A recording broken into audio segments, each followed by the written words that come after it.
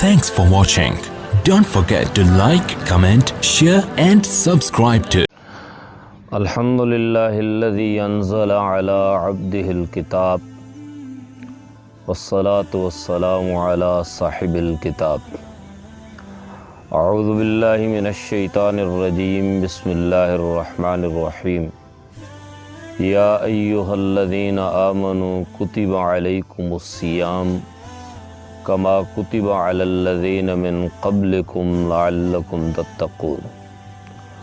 اللہم صلی علی محمد وعلی آل محمد کما تحب و ترضی۔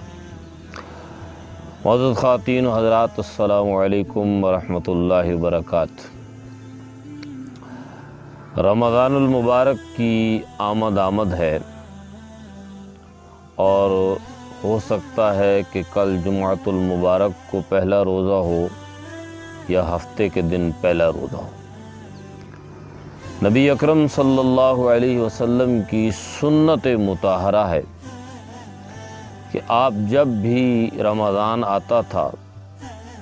تو آپ رمضان کا استقبال فرمایا کرتے تھے اور رمضان کی پوری تیاری کیا کرتے تھے۔ اسی طریقے سے جمعہ سے قبل اور عید سے قبل بھی آپ پوری تیاری کیا کرتے تھے اور استقبال کیا کرتے تھے۔ پہلا رمضان جو نبی صلی اللہ علیہ وسلم کے دور اقدس میں آیا،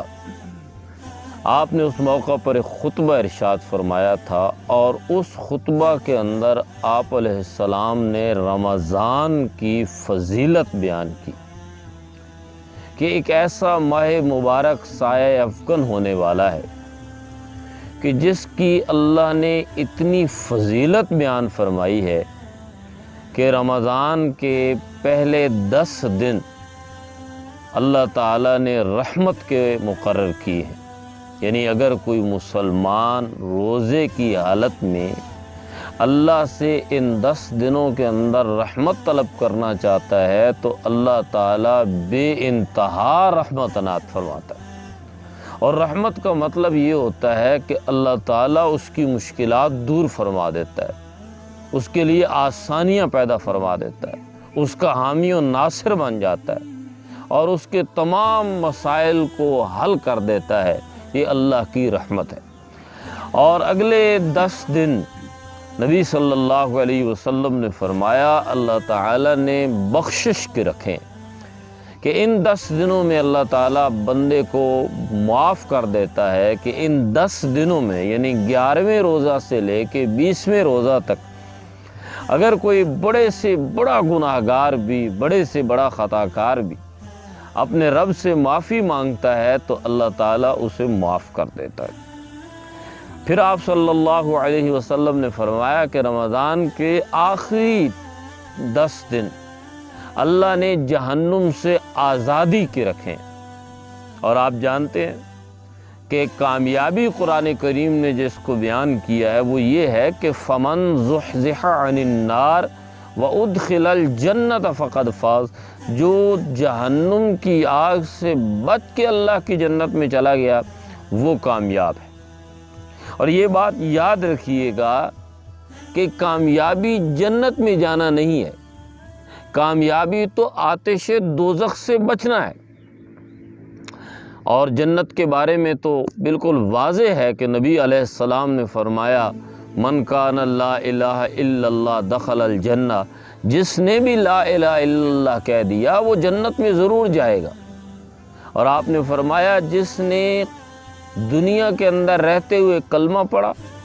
اور زندگی میں کبھی کوئی نیکی کا کام نہیں کیا بالآخر اللہ اسے بھی جنت میں داخل کرے گا۔ لیکن حدیث میں یہ بھی آتا ہے کہ جب حشر کا میدان ہوگا تو اس حشر کے میدان میں جب ہزار کی ٹولیوں میں لوگوں کو کھڑا کیا جائے گا تو ایک آدمی ان 1000 میں سے ہوگا جو براہ راست جنت کے اندر جائے گا، باقیوں کو دوزخ کی آگ میں ڈال دیا جائے گا اور ان میں اہل ایمان اپنی سزا بھگتنے کے بعد جنت کے اندر جائیں گے۔ یعنی مطلب یہ ہے کہ دوزخ کی آگ سے بچ کر جنت میں جانے والا ایک ہوگا، باقی تو جہنم سے ہو کے جنت میں جائیں گے۔ یہ جو رمضان کے آخری دن ہیں، ان آخری دنوں کے اندر یہ پیکج موجود ہے کہ اگر کوئی براہ راست جنت میں جانا چاہتا ہو، اگر کوئی آتش دوزخ سے بچنا چاہتا ہو، تو اللہ تعالیٰ نے رمضان کے آخری 10 دن مقرر کر دیے ہیں کہ ان آخری 10 دن کے اندر اتنا اپنے رب کو راضی کر لو، اور رب تو ویسے بھی راضی ہو جاتا ہے پہلے 10 دنوں کے اندر۔ جب اللہ کی رحمت ملنا شروع ہو جائے گی تو اگلے دن 10 دنوں کے اندر تو بخشش بہت آسان ہو جائے گی، اور جب بخشش ہو جائے گی تو اس سے اگلے 10 دنوں کے اندر تو جہنم کی آزادی واجب ہو جائے گی اور جنت میں براہ راست جانا واجب ہو جائے گا۔ اور ایک بات یہ بھی یاد رکھیے گا کہ نبی صلی اللہ علیہ وسلم نے فرمایا کہ اس مہینے کے اندر اللہ تعالیٰ نے ایک ایسی رات مقرر فرما دی ہے کہ اگر اس رات کے اندر کسی نے اس لمحہ کو پا لیا، جو لمحہ بڑا برکت والا لمحہ ہے، جسے قرآن کریم نے بڑا اعزاز کے ساتھ بیان کیا اس رات کو، جس نے وہ لمحہ جس کو نصیب ہو گیا، جس نے وہ پا لیا، تو اس کے تو ہزاروں سال کے اور ہزاروں مہینوں کے گناہ اللہ تعالیٰ معاف کر دے۔ یعنی میری اور آپ کی عمر کتنی ہے؟ 60 سال، 70 سال، زیادہ سے زیادہ 100 سال، یہ تو کچھ بھی نہیں ہے۔ اگر ہزاروں سال اور ہزاروں مہینوں کی عمر ہو اور اس سے بڑھ کر ڈبل گناہ ہو، تو اللہ تعالیٰ اس رات کی برکت سے وہ گناہ بھی معاف کر دیتا ہے۔ وہ رات کون سی ہے؟ انا انزلناہ فی لیلۃ القدر وما ادراک ما لیلۃ القدر لیلۃ القدر خیر من الف شہر تنزل الملائکۃ والروح فیہا باذن ربہم من کل امر سلام ہی حتی مطلع الفجر۔ جب یہ زمین فرشتوں کے ساتھ بھر جاتی ہے اور جبرائیل خود آتے ہیں اور ان لوگوں کے بارے میں اللہ کے پاس جا کے گواہی دیتے ہیں کہ پروردگار،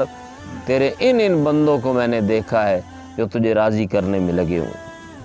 چنانچہ رمضان کا مہینہ آ رہا ہے، اس مہینے کا استقبال بھی کیجیے،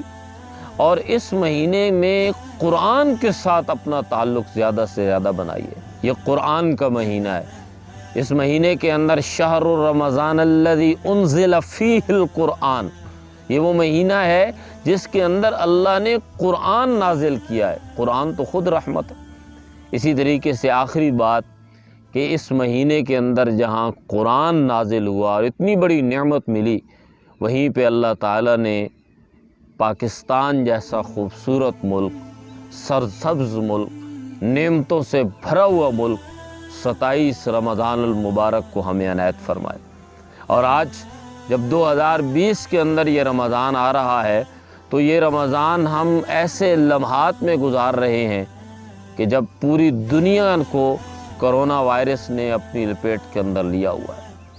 اس کرونا وائرس کے نتیجے میں 2 کام ہم نے ہر صورت کرنے ہیں۔ ایک تو اللہ تعالیٰ سے دعا مانگنی ہے اور پوری انسانیت کے لیے دعا مانگنی۔ صرف یہ نہیں ہے کہ اپنی ذات کے لیے دعا مانگنی ہے یا اپنے گھر والوں کے لیے دعا مانگنی ہے یا اپنے مذہب اور مسلک کے لوگوں کے لیے دعا مانگنی ہے، بلکہ ہم نے پوری انسانیت کے لیے دعا مانگنی ہے۔ نبی اکرم صلی اللہ علیہ وسلم کی سنت ہے، آپ تو کافروں کے لیے بھی دعا فرمایا کرتے تھے، آپ تو مشرکوں کے لیے بھی دعا فرمایا کرتے تھے، آپ تو اپنے دشمنوں کے لیے بھی دعا فرمایا کرتے تھے۔ اس لیے رمضان کے اندر ہم نے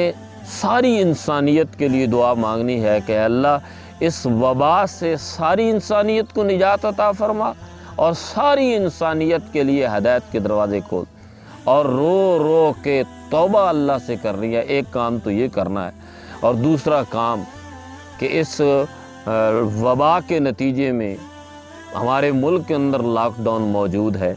اور وہ غریب طبقہ، وہ مزدور طبقہ، وہ دیہڑی دار طبقہ، وہ بھوکے، ہر رمضان میں ہم تعاون کیا کرتے ہیں، ہم میں سے ہر فرد کرنے کی کوشش کرتا ہے، لیکن اس رمضان میں ہمیں زیادہ سے زیادہ لوگوں کے ساتھ تعاون کرنا ہے، بالکل پارٹیوں سے ہٹ کر، مسلکوں سے ہٹ کر، فرقوں سے ہٹ کر یہ دیکھنا ہے کہ میرا کوئی پڑوسی ایسا تو نہیں ہے جو بھوکا ہو، کوئی بچہ ایسا تو نہیں ہے جو بھوک سے سو رہا ہو، اور اس لیے ان کی مدد کرنا، ان کے ساتھ تعاون کرنا، ان کے گھروں میں کھانا پہنچانا، یہ بھی ہماری بہت بڑی ذمہ داری ہے۔ اور یہ کسی فرد نے بڑی خوبصورت بات کی تھی کہ ایک آدمی جس کے اندر استطاعت ہو کہ وہ دوسروں کی مدد کرے، لیکن وہ دوسروں کی مدد نہیں کر سکتا، تو وہ عالم ہے، وہ زاہد اور متقی ہے، وہ تہجد گزار اور روزہ دار ہے، لیکن استطاعت کے باوجود دوسروں کی مدد نہیں کرتا، وہ نیک نہیں ہو سکتا۔ نیکی یہ ہے کہ دوسروں کی مدد کریں، نیک بنیں۔ عالم بننا اتنا ضروری نہیں ہے، قاری اور حافظ بننا اتنا ضروری نہیں ہے، تہجد گزار بننا اتنا ضروری نہیں ہے، جتنا نیک بننا ضروری ہے۔ اور نیکی یہی ہے کہ رمضان کے بابرکت مہینے کے اندر عبادت کے ساتھ جہاں اپنے خالق کو راضی کر رہے ہیں، وہاں مخلوق کی خدمت بھی کیجیے۔ اللہ تبارک و تعالی ہم سب کا حامی و ناصر ہو۔ ہمارے ساتھ یہاں جتنے حضرات یہاں موجود ہیں، ہم ان کے بھی شکر گزار ہیں۔ چند لمحوں کے لیے ہم مل بیٹھے ہیں، اللہ تعالی ہمارا بیٹھنا سننا اپنی بارگاہ میں قبول فرمائے۔ السلام علیکم ورحمۃ اللہ وبرکاتہ۔